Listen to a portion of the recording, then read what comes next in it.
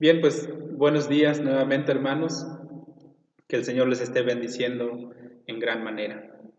No sé cómo se la han estado pasando, pero por algunos, ¿verdad? Sé que han estado bien, porque algunos me han estado escribiendo, me han estado mandando algunos mensajes. Entonces les agradezco mucho que la preocupación sea mutua, ¿verdad? Tanto ustedes hacia mí como yo también hacia ustedes.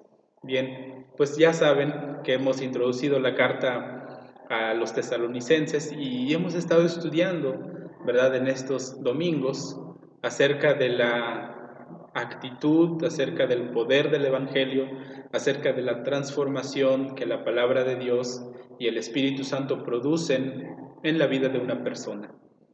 Hoy vamos a continuar con esta carta que hemos estado estudiando y espero que esta carta nos esté retando en estos días a cambiar nuestra forma de pensar, a cambiar nuestro comportamiento y a cambiar totalmente nuestras vidas. Espero que, al igual que yo, ustedes también estén buscando, ¿verdad?, la manera de poder aplicar el mensaje que la palabra de Dios tiene para nosotros cada domingo. Y bueno, me gustaría continuar recordando que hace 8 días hablamos acerca de 3 cosas, ¿verdad?, que el apóstol Pablo mencionaba en los versículos que estudiamos. Se acordarán que el apóstol Pablo mencionaba acerca, ¿verdad?, en la forma en que él se dirigió a la iglesia, ¿verdad? Él también mencionaba su comportamiento en la iglesia y él también mencionaba el trato que le dio a la iglesia. Entonces, estas 3 cosas mencionamos hace 8 días, ¿verdad? De cómo el apóstol Pablo realmente estaba defendiendo y estaba defendiendo el ministerio que Dios le había encargado. Y prácticamente este sermón que se trató acerca del tema de un ministerio aprobado por Dios lo vimos en 2 sermones. Hoy vamos a tener un nuevo tema, ¿verdad? Pero en el mismo capítulo hay una nueva idea en esta sección que vamos a estudiar en esta mañana. La idea es que cuando nosotros seguimos a Cristo, por ende vamos a ser perseguidos. Cuando nosotros decidimos recibir a Jesucristo, seguir, ser conocidos como seguidores de Cristo, tenemos que entender que vamos a ser perseguidos. Y eso vamos a estar hablando en esta mañana. Y no porque lo diga yo, sino porque esa es la idea de estos textos que vamos a estudiar en esta mañana. Entonces, entendiendo de qué se va a tratar, yo te pido que continúes escuchando este mensaje para que puedas captar realmente lo que está tratando de comunicarnos la palabra de Dios. Y bueno, pues, ¿por qué no continuamos haciendo una oración, pidiendo que el Señor nos dé sabiduría, que el Señor ponga en nosotros una actitud de escuchar su palabra, de recibir el mensaje de esta mañana? Te invito a orar. Padre, en esta mañana pedimos que tú nos hables a través de tu palabra. Pedimos, Señor, que abras nuestros corazones, nuestro entendimiento, que nosotros también dejemos que el Espíritu Santo hable a nuestras vidas, que nosotros te entreguemos el control a ti, para que tú tengas el control de nuestra voluntad, para que así podamos escuchar tu palabra con la voluntad entregada a ti, Señor. Que quitemos de nosotros todo temor, que quitemos de nosotros el querer tener el control de esta situación. Más bien, lo queremos entregar a ti. Y también, Señor, usa mi vida en esta mañana como un instrumento nada más, porque eso es lo que soy, Señor. Solamente soy un siervo, solamente soy un instrumento en tus manos. Y también te pido que uses la vida de mis hermanos en su trabajo, en donde quiera que se encuentren, Señor, que tú uses sus vidas para tu gloria y para tu honra. Mi Señor, nos encomendamos en tus manos en esta mañana, en el nombre de Cristo Jesús. Amén. Bien, vamos a continuar entonces leyendo la palabra de Dios.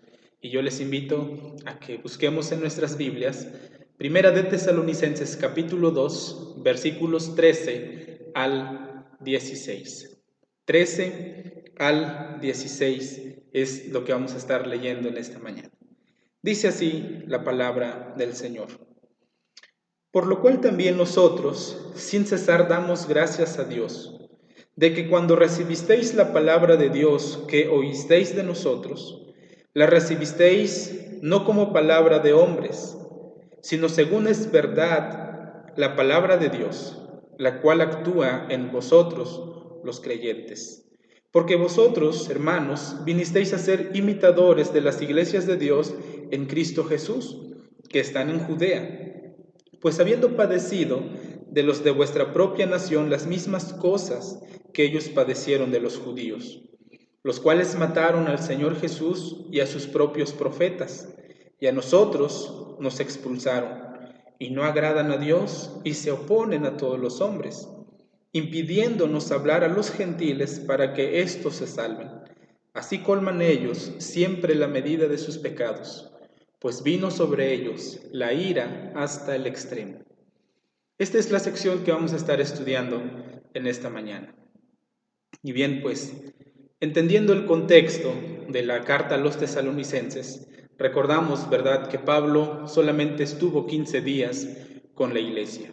Bueno, es una probabilidad, ¿verdad? Porque después de la predicación del Evangelio, hubo convertidos, hubo personas que aceptaron, que se convirtieron a Dios, que abandonaron la idolatría para seguir al Dios vivo, para seguir al Dios verdadero. ¿Qué pasó entonces después de esto? Pues se levantó una oposición tan grande en contra de la predicación y empezaron a perseguir a los cristianos, ¿verdad? Entonces, recuerda que el tema de esta mañana es que un seguidor de Cristo implica que va a ser perseguido, ¿verdad? Ser seguidor de Cristo implica ser perseguido. Ese es el tema que vamos a estudiar en esta mañana.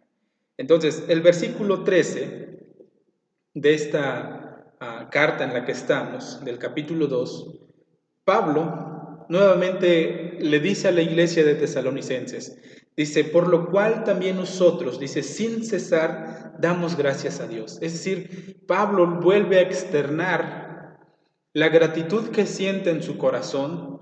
Esta gratitud que él siente va dirigido hacia Dios. ¿Por quiénes? Por la iglesia de Tesalonicenses. Pablo le vuelve a decir a la iglesia, nosotros estamos muy agradecidos a Dios por cada uno de ustedes, ¿verdad? Estamos tan agradecidos con Dios que sin cesar, dice el apóstol Pablo, estamos dándole gracias a Dios por ustedes. Ahora, él va a decir las razones por las que Pablo también está agradecido. Dice, de que cuando recibisteis la palabra de Dios, que oísteis de nosotros, la recibisteis no como palabra de hombres, sino según es en verdad la palabra de Dios, la cual actúa en vosotros los creyentes. Ahora, aquí vamos a ver la responsabilidad de los oyentes. La responsabilidad de los oyentes. En el capítulo 1, ¿verdad? Versículos 5 al 10, ¿recuerdan ustedes que estudiábamos? Que cuando el Evangelio llegó a la iglesia de Tesalónica, llegó con poder del Espíritu Santo, ¿verdad? Llegó con ese poder que viene de Dios, y ese poder con la cual llegó cambió y transformó la vida de las personas de Tesalónica. Pero ahora Pablo aquí está mencionando la responsabilidad de los oyentes. Pablo menciona dos cosas. Dice, cuando ustedes oyeron y también ustedes recibieron el mensaje.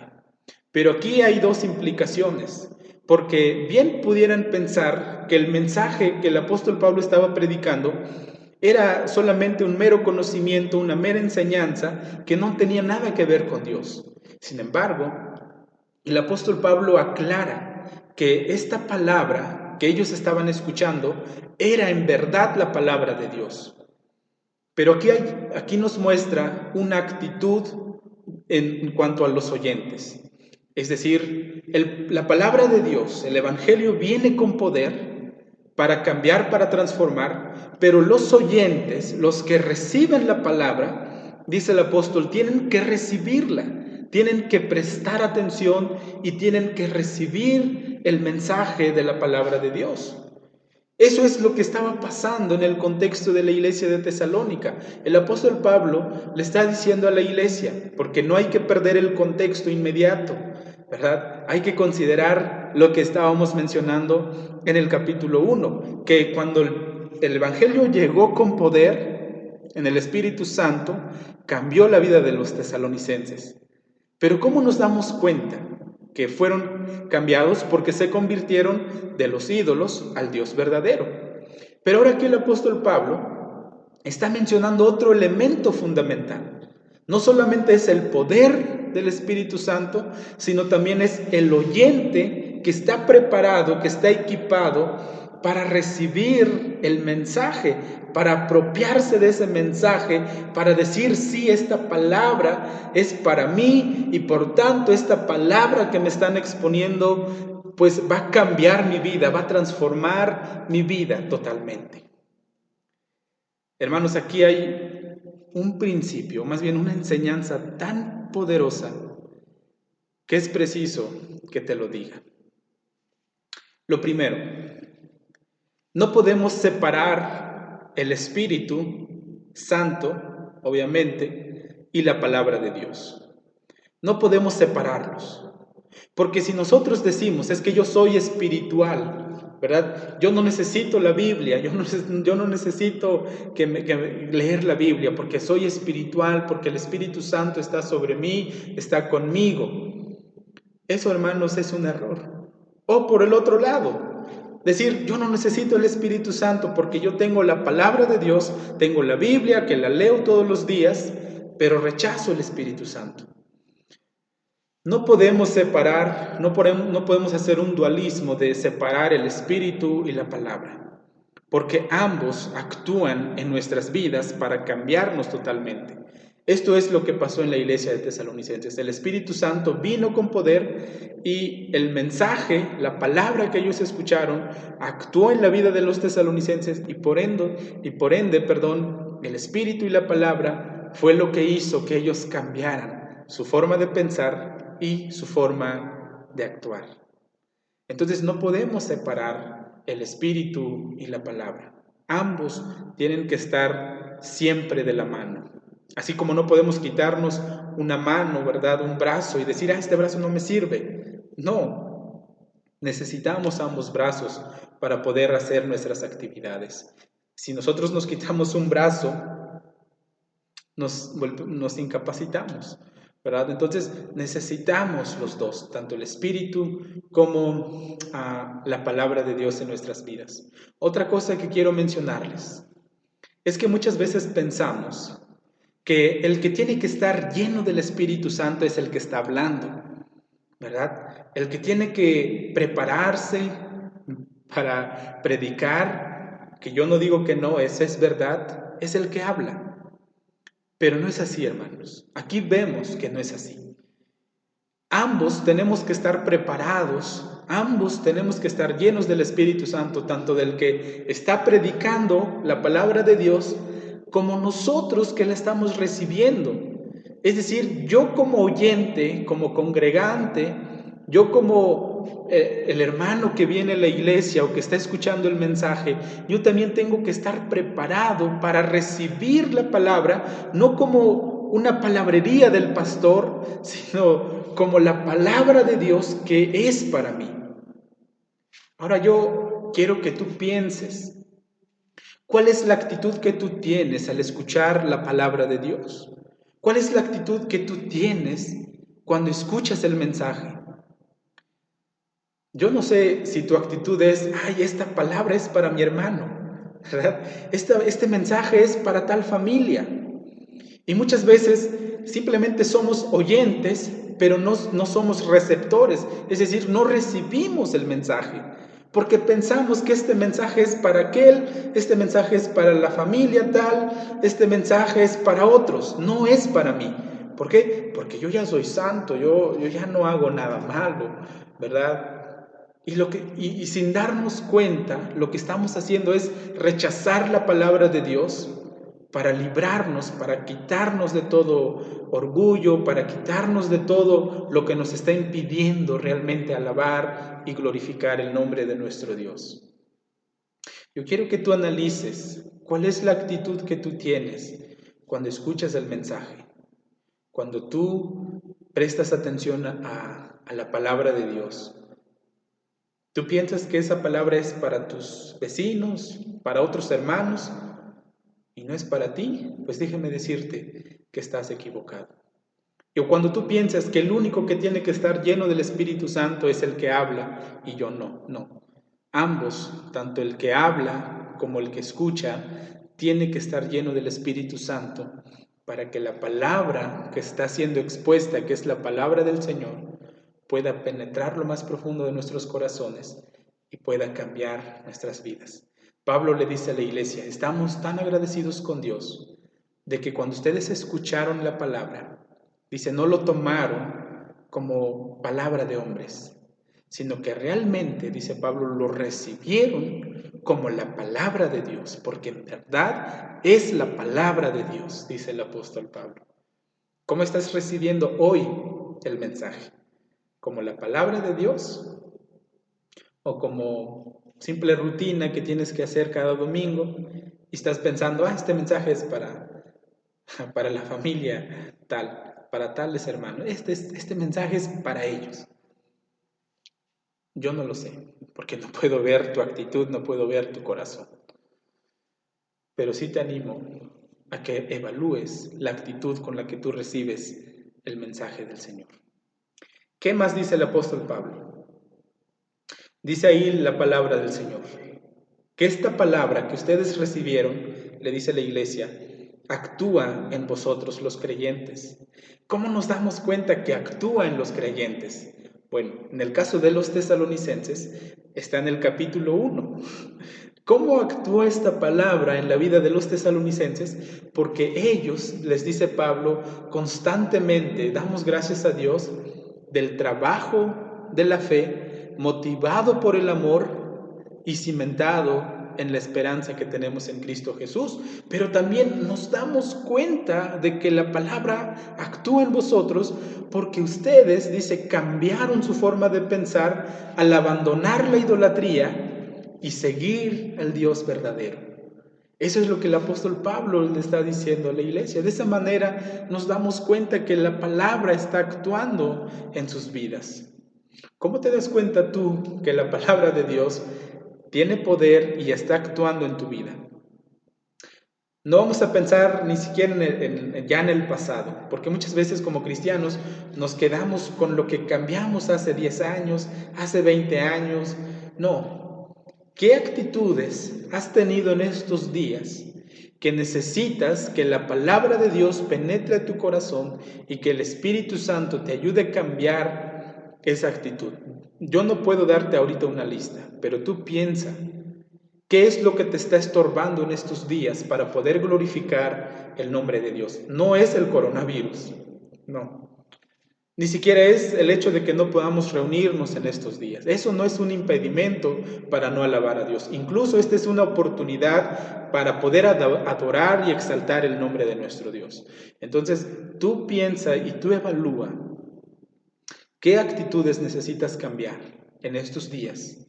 ¿O qué es lo que tú piensas que necesitas cambiar en tu comportamiento para poder exaltar y glorificar el nombre de Dios? Piénsalo, ahí donde estás, analízalo. Versículo 14.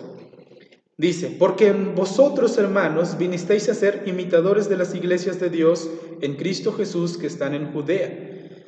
Pues habéis padecido de vuestra propia nación las mismas cosas que ellas padecieron de los judíos. Ahora, el versículo 14 es muy interesante, porque el apóstol Pablo, nuevamente en el capítulo 1, que es el contexto inmediato, sabemos que la iglesia imitó el comportamiento y la actitud de los misioneros, y a la misma vez ellos imitaron al Señor Jesús. Pero ahora aquí entra una segunda, ¿verdad? Una segunda etapa, por decirlo así, donde la iglesia de Tesalónica ahora está imitando lo que las otras iglesias de Dios, y Pablo lo dice específico, las iglesias de Judea, las iglesias de Dios, que es en Cristo Jesús, dice también padecieron de los judíos. Ustedes también lo están padeciendo de las mismas personas de la ciudad de donde ustedes son. Esto es algo interesante, por eso es el tema.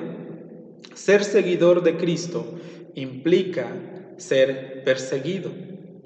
Porque las iglesias en Judea fueron perseguidos por los judíos. Ustedes recordarán que en Hechos 1:8 se menciona, Hechos 8:1 se menciona que se desató una persecución en contra de los discípulos, en contra de la iglesia. Incluso el apóstol Pablo fue uno de los perseguidores. Y lo más probable, Pablo estuvo pensando en Esteban, ¿verdad? Estuvo pensando en otros discípulos, en otros seguidores de Jesús que fueron asesinados, que fueron azotados, que fueron encarcelados por seguir a Cristo. Y Pablo les está recordando a la iglesia y les está diciendo, esta misma persecución que las iglesias de Dios han vivido, también ustedes lo están viviendo. Y algo que pasa es que también es de la misma gente de Tesalónica quien los está persiguiendo. Ahora en el versículo 14 va a mencionar en el versículo 15 va a mencionar algunas cosas en las que vamos a estar explicando un poquito más.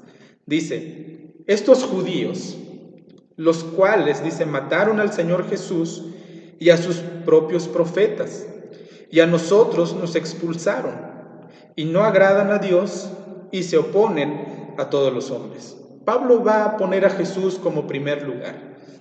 Él va a decir que estos judíos, a quienes persiguen la iglesia en Judea, dice, mataron a Jesús, y va a recordar a los profetas del Antiguo Testamento. Pablo no está mencionando a los profetas de ese entonces, sino que Pablo está recordando a los profetas del Antiguo Testamento. Y dice, y a nosotros, ahora del Nuevo Testamento, a los apóstoles también nos expulsaron. ¿Y qué más? ¿Qué actitudes tienen estos judíos? Dice, no agradan a Dios y también dice, se oponen a todos los hombres. ¿Quién mató a Jesús? Nuevamente aquí vamos a ver, ¿verdad?, una conexión entre lo que es la voluntad de Dios y lo que es la responsabilidad del hombre. Sabemos teológicamente que Jesús murió como un sustituto por nuestros pecados. Es decir, Jesús murió en nuestro lugar. Él entregó su vida. Como Él lo dice, nadie me quita la vida, yo la doy, yo lo entrego, yo doy mi vida por ustedes.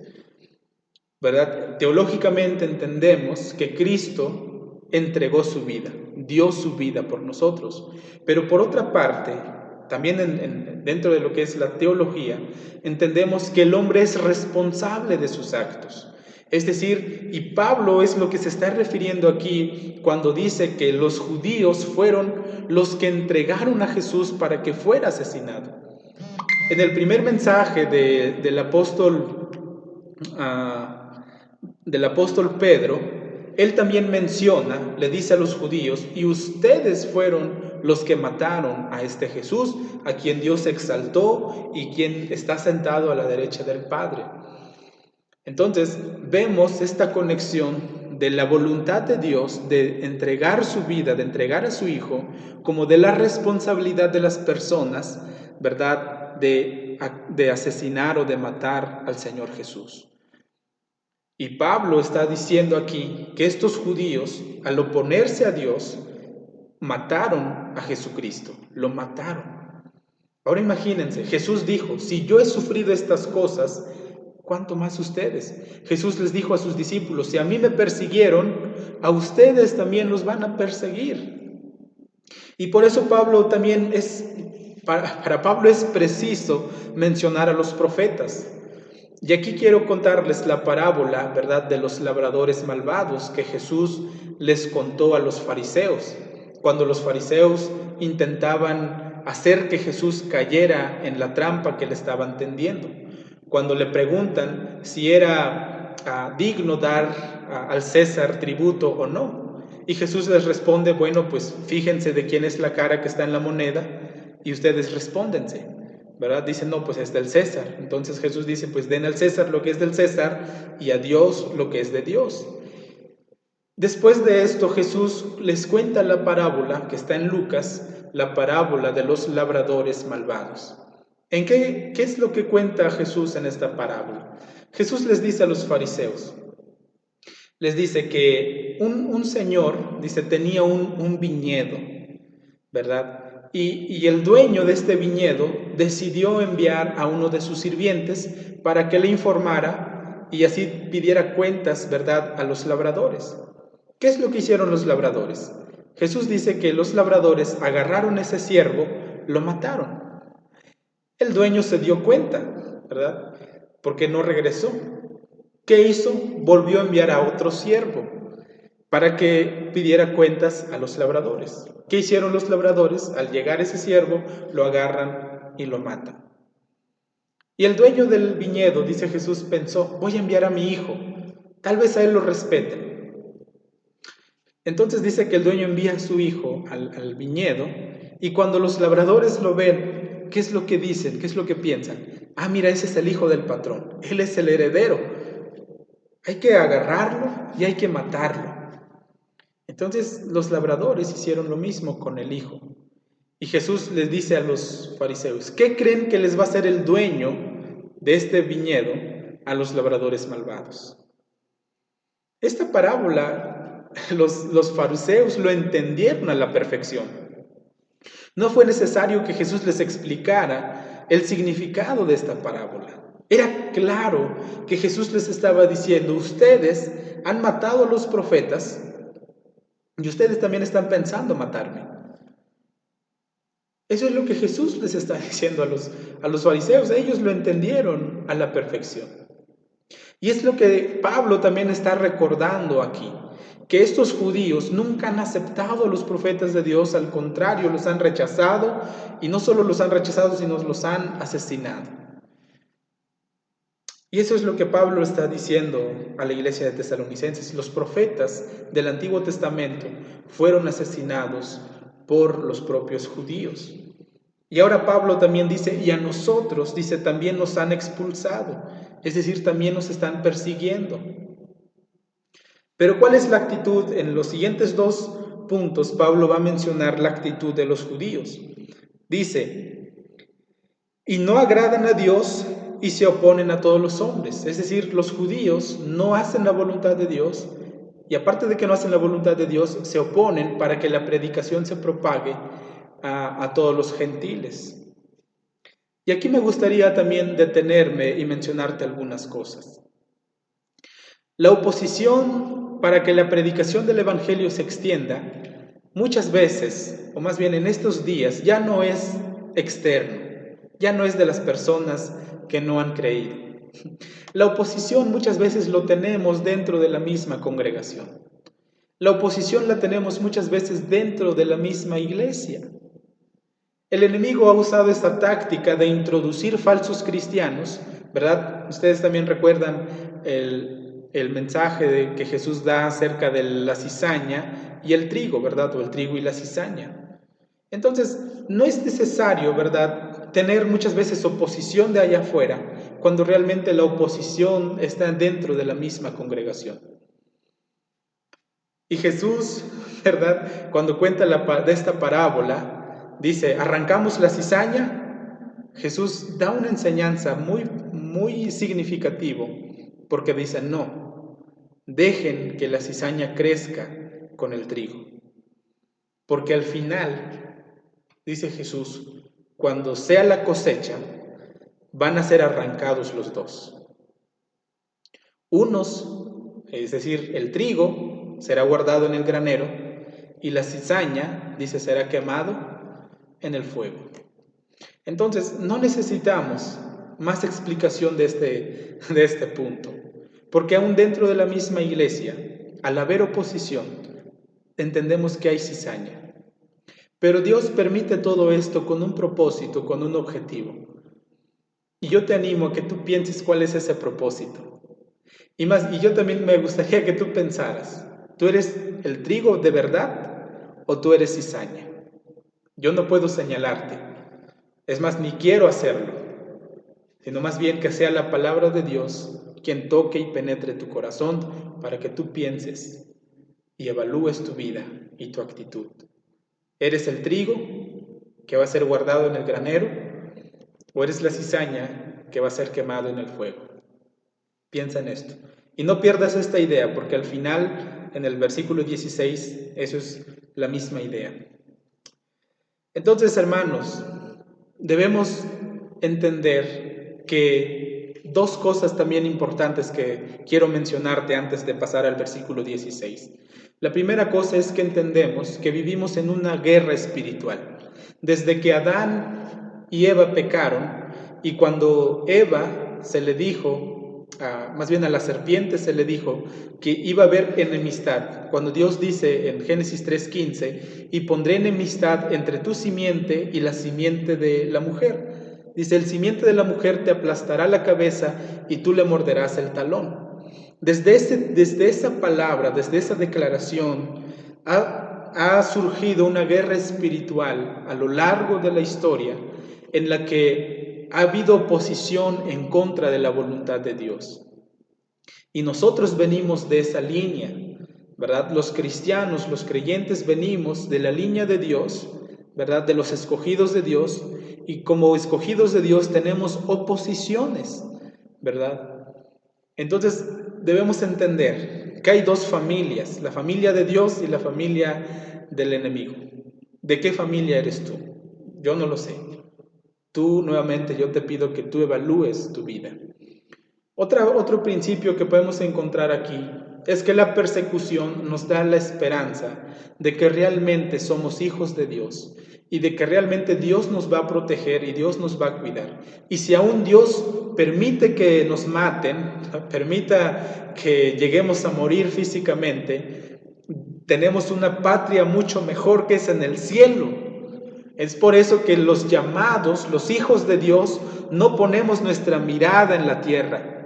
Y es aquí donde tú también debes darte cuenta si eres de la familia de Dios o de la familia del enemigo. Porque los hijos de Dios, al tener una patria mucho mejor, un lugar mucho mejor que nos espera, ponemos nuestra mirada en Jesús, que es el autor y consumador de nuestra fe, y no ponemos nuestra mirada en la tierra, porque todo lo que hay aquí es temporal. El coronavirus es temporal, toda la economía es temporal, la casa es temporal, porque nosotros tenemos una patria mejor en los cielos que va a estar por la eternidad. Y es por eso que también evalúa dónde estás invirtiendo tu vida, dónde estás invirtiendo tu dinero, en las cosas temporales o en las cosas eternas. Yo no te puedo exigir que des tu ofrenda, hermano, en estos días de necesidad, de escasez. Yo no me atrevo a decirte, hermano, da tu ofrenda porque Dios te va a bendecir. Lo que yo te animo es que si Dios te ha bendecido, como dice Pablo a los Corintios, cada uno dé como propuso en su corazón. Cuando tú das tu ofrenda, estás invirtiendo para las cosas eternas. Cuando tú das tu ofrenda, estás poniendo tu confianza en Dios, de que Dios te va a bendecir aún mucho más. Pero cuando lo das con la actitud del corazón, no por mera responsabilidad, sino por gratitud a Dios. Yo le doy a Dios porque Él ya me ha dado. Entonces, estamos en esa lucha espiritual, estamos en esa guerra espiritual y nosotros debemos animarnos y debemos seguir adelante cada día, exaltando el nombre de nuestro Señor Jesucristo. El versículo 16 entonces, ¿qué más hacen los judíos? Dice Pablo, impidiéndonos hablar a los gentiles para que éstos se salven. Es decir, los judíos son, dice, enemigos o se oponen a todos los hombres. ¿En qué sentido se oponen a todos los hombres? En el sentido de que ellos impiden que el evangelio sea predicado. Este evangelio que puede cambiar y puede salvar la vida de las personas, dice Pablo, los judíos son los que lo están deteniendo, son los que se están oponiendo y por eso se oponen a todos los hombres. Imagínate, hermano, cuando tú te opones a una decisión o a un plan de trabajo, no te estás oponiendo a la persona que está proponiendo o a la persona que está ejecutando ese trabajo. Te estás oponiendo a toda una multitud que puede ser beneficiado por el trabajo que se está exponiendo. Por eso yo te animo nuevamente a que tú evalúes. Ser seguidor de Cristo implica ser perseguido. Piensa en lo que vas a hacer. ¿Eres de los que se oponen para que se siga predicando el Evangelio, para que se lleven a cabo los cambios en la iglesia de acuerdo a las Escrituras, de acuerdo a la Constitución que pertenecemos? ¿Eres de los que se oponen a tener una misión, a tener una visión como iglesia? ¿Eres de los que se oponen a trabajar de manera ordenada, a trabajar de manera equipada? Analiza entonces tu vida. ¿Eres de los que se opone al liderazgo porque dices, el liderazgo, son jóvenes, no saben qué hacer, ni saben de lo que se trata la iglesia? Yo tengo experiencia, yo sé manejar la iglesia, yo sé qué hacer. ¿Eres de los que se opone? ¿O del que realmente aporta una solución? ¿O del que realmente aporta las soluciones de cómo podemos trabajar como iglesia, pero de manera ordenada, de manera bíblica, ¿verdad? Y de acuerdo a la Constitución? Por eso te digo, piensa tú, yo no te puedo culpar, yo no soy quien para señalarte, pero si la palabra de Dios te está señalando, entonces piensa en cómo puedes cambiar esa actitud. Porque los mismos judíos, dice Pablo, se oponen para que nosotros prediquemos a los gentiles y de esa manera salvarlos. Imaginen que alguien se esté oponiendo cuando hay una buena noticia, cuando hay una buena noticia de salvación, una noticia que va a cambiar la vida de una persona, y tú te opones, te resistes. ¿Cuándo va a cambiar esa persona si tú estás deteniendo el mensaje? Y luego criticas porque no hay cambios, no hay resultados, pero tú mismo te estás resistiendo. Entonces, ¿cuál es el problema? Muchas veces nosotros. ¿Por qué no hay cambios en la iglesia? ¿Por qué no vemos la iglesia crecer, prosperar? Porque muchas veces somos nosotros los que nos estamos resistiendo, los que nos estamos oponiendo. Pero cuando nos abrimos a decir, sí, Señor, que se haga tu voluntad, Señor, gracias por el liderazgo, gracias por los líderes que están trabajando, que se están empeñando en hacer su trabajo, Señor, dale sabiduría, habla a sus vidas, habla a sus corazones para que desempeñen un buen trabajo. Señor, yo estoy dispuesto, yo también quiero servir, yo también quiero apoyar en esos cambios que tú vas a hacer a través de ellos. Pero ustedes dicen, los líderes ni saben de qué se trata, los líderes ni siquiera se preocupan, los líderes son unos flojos, son esto, lo otro. Entonces tú te estás oponiendo. Si tú realmente quieres ver esos cambios, ora por tus líderes, ora por tus ancianos de la congregación. Y también dispón tu corazón para apoyar. La iglesia de Tesalonicenses fue reconocida no por sus ancianos. La iglesia de Tesalonicenses fue reconocida porque ellos recibieron el Evangelio, se apropiaron de la palabra de Dios, el Espíritu Santo moró en sus vidas y empezaron a trabajar por fe, la obra de su fe, motivado por su amor, cimentado en la esperanza. ¿Por qué fue reconocido la iglesia de Tesalónica? Por sus miembros, por la gente que se congregaba ahí. No fue por el gran pastor que tuvieron, no fue por el enorme templo que tuvieron, sino por la misma congregación que se amaba mutuamente y trabajaba mutuamente para crecer en su fe. Por eso la iglesia de Tesalonicenses fue reconocida. porque los congregantes fueron los que trabajaron y dejaron que el Señor hablara a sus vidas. Y es lo mismo que yo te animo en esta mañana. Deja que el Señor hable a tu vida. Ya no te opongas a la voluntad del Señor. Porque si tú te opones a la autoridad que Dios te ha establecido para ti, tú te resistes a sujetarte, a someterte, no te estás oponiendo a los hombres, te estás oponiendo al Señor. Dice Pablo, estos judíos que se oponen, dice, así colman ellos siempre la medida de sus pecados. Y aquí hay la consecuencia, aquí está, hermanos, la consecuencia de oponerse a Dios, de perseguir a los hijos de Dios y de ser de los opositores o de ser de la familia del enemigo. Aquí están las consecuencias. Así colman ellos siempre la medida de sus pecados, pues vino sobre ellos la ira hasta el extremo. Yo te dije que no perdieras de vista el trigo y la cizaña, porque aquí Pablo no está hablando de una condenación que ya lo estaban viviendo. No se está refiriendo de la ira que ellos ya estaban experimentando el sufrimiento, es decir, los opositores que ya estuvieran sufriendo, no, sino lo que Pablo se está refiriendo más bien, que ellos al rechazar el Evangelio ya están condenados.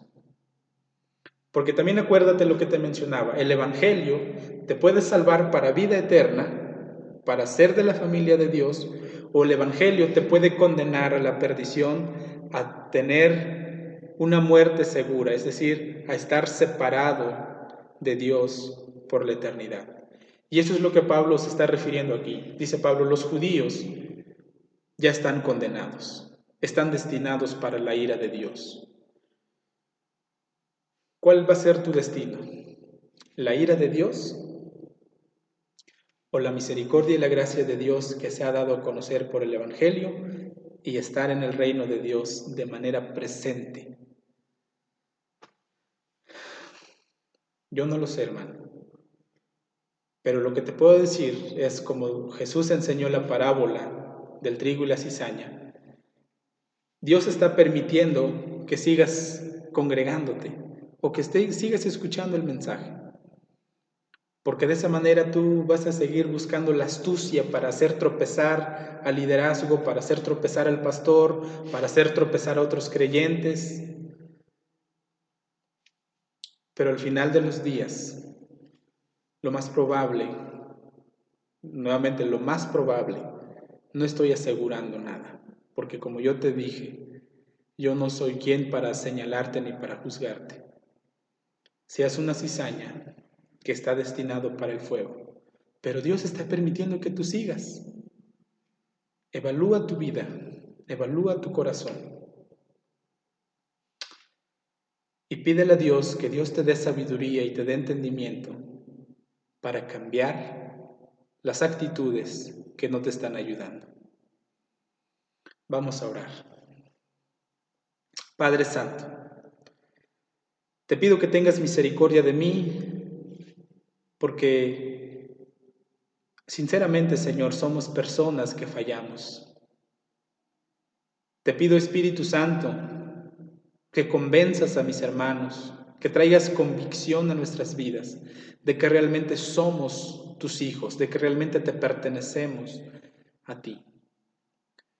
Señor, quita todo temor de nuestras vidas. Señor, quita todo lo que nos impide poder alabarte y glorificarte. Señor, estamos dispuestos a sufrir voluntariamente. Estamos dispuestos a sufrir, Señor, voluntariamente a causa del Evangelio. Porque este sufrimiento nos trae convicción de que realmente somos tus hijos. Porque el mensaje de esta mañana nos habla acerca de que cuando decidimos ser seguidor de Cristo, también decidimos ser perseguidos. Así como tú le dijiste a aquella persona que quería seguirte, todo el que quiera venir en pos de mí debe negarse a sí mismo, tomar su cruz y seguirme. Y esa es la decisión que yo he tomado.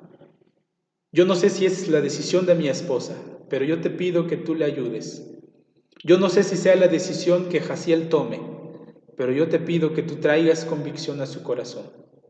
Yo no sé si esa es la decisión que mis hermanos han tomado, pero yo te pido que tú traigas convicción a sus vidas. Y te ruego, Señor, que nos ayudes para poder cambiar con el poder de tu Santo Espíritu, con la predicación de tu palabra. Dejemos que tu palabra penetre en nuestros corazones y cambie nuestras vidas. Hoy decidimos recibir este mensaje como nuestro, como para nosotros, para evaluarnos y así cambiar nuestras vidas con tu ayuda. Oramos en el nombre de Cristo Jesús. Amén. Querido hermano, espero que hayas recibido este mensaje como para ti, y no para el vecino, y no para otra familia, sino como para ti. Y deja que el poder del Espíritu Santo y el poder de la palabra del Señor penetren en tu corazón y cambien lo que tengan que cambiar, para que así podamos vivir una vida en armonía, en compromiso y en relación con el Dios que nos ha hablado, no con el pastor, con el Dios que nos ha hablado, y entender que Dios nos ha dado autoridades. Que Dios te bendiga.